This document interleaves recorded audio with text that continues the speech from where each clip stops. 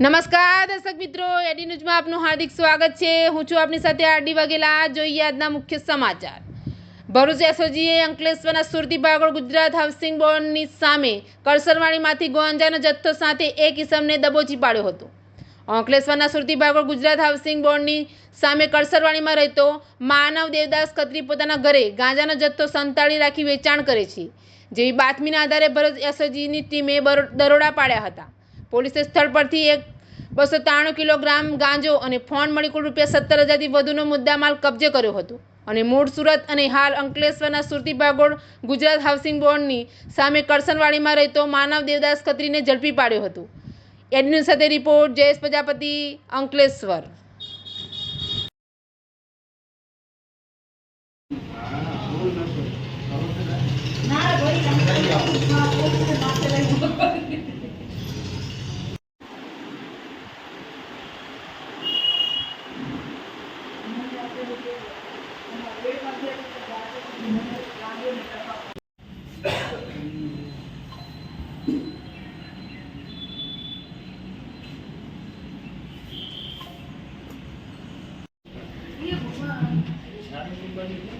लाओ दे दादा हिंदी के नाम